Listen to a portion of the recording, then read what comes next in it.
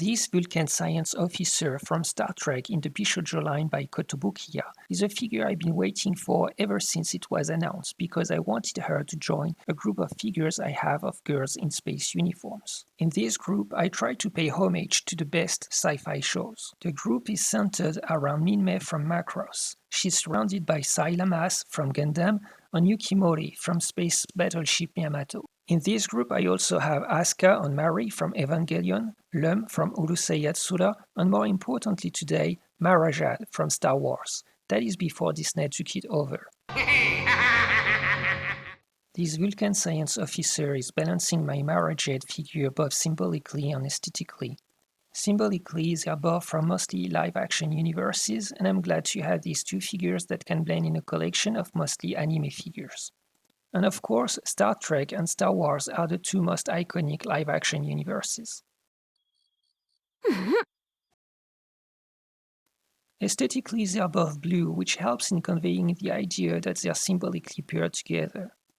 Unfortunately, Marajad is a lot taller, almost an inch taller. That's despite the two being officially 1/7 scale figures, and from the same Bishojo line by Kotobukiya. I'm very annoyed by the sizes of the figures going up and down in this line. Anyway, this is in my view no fault of the science officer figure, because I'm used to Bishojo figures that feel more like 1/8 figures, and the other figures in my group of girls in space uniforms are also 1/8. The initial idea of this group of girls in space uniforms stemmed from this odd figure of Minmay wearing a costume of Shirin Nun from Macross Frontier. On that note, I'm very looking forward to this rumored 1/7 scale figure of Minmay by Arcadia. I deviated a bit from space uniforms with Lum and Evangelion, and I'm very happy that this science officer figure is clearly anchored in the root of this group. I spoke a lot of the context in which I'm including this figure, and I certainly hope that it was insightful for you. But if you're considering getting her, you're most likely more interested in its intrinsic qualities. My first criteria to judge a figure is the pose and body sculpt. Here we have a rather simple pose made slightly more dynamic by the left foot passing in front of the right foot, like she's a model on a fashion show podium. She's a Vulcan, and Star Trek officers tend to be depicted as stiff, and we get the iconic Vulcan salute. So this may not be the most stunning pose, but this is a very fitting depiction. The very light inward pressure of the strap of the bag on the chest is a testimony of how restrained they want it to be. But if we don't see much of the body sculpt, that is for a Bishojo figure from Kotobukiya, there's no doubt about its quality.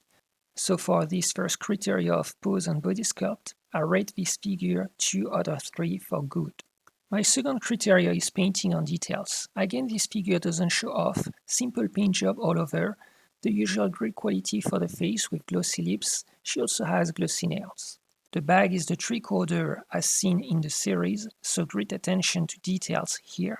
Of course, we get the Starfleet symbol, and not just anyone, but the very same I spoke, since she's also a science officer with the little orbiting symbol. She also has the same golden band around the wrists, the same black color, and she has a similar hairstyle. She's really a female rendition of Spock.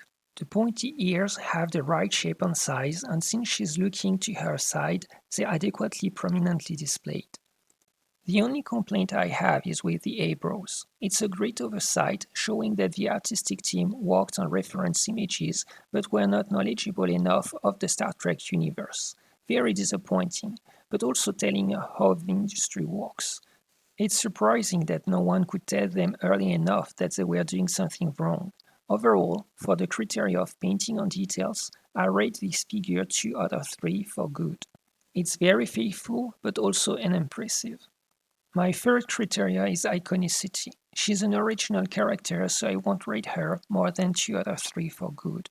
But mind that she's such a rare rendition of a Star Trek character into something that can fit in an anime figure collection that she may very well be worthy of a 3 out of 3 for excellent. Let me know in the comments what you think about it. My last criteria is my own personal satisfaction, and here this is a clear 3 out of 3 for excellent. Not only is she a great addition in my group of girls in space uniforms, balancing Marajad, she's also a lot more than just a spoof of Spock. Because of her uniform, she's a visual throwback to Lieutenant Uhura, By the way, Uhuru means freedom in Swahili, and Lieutenant Uhura is a representative of the United States of Africa in the universe of Star Trek. True exemplification of Star Trek at its best. It would actually have been great to get Lieutenant Uhura as a Bishojo figure. I'm just saying in case Kotobukiya listens. I'm also sure that Lieutenant Uhura contributed to Claudia Ground being in Macross and Robotech. It's a bit like knowing that the guys who worked on Evangelion were influenced by Star Wars, or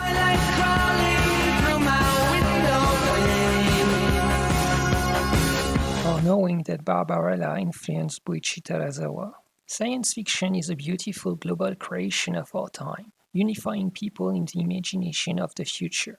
To me, this simple Star Trek uniform is an evocation not only of the voyage of the USS Enterprise, but also of our own cultural voyage in our modern world.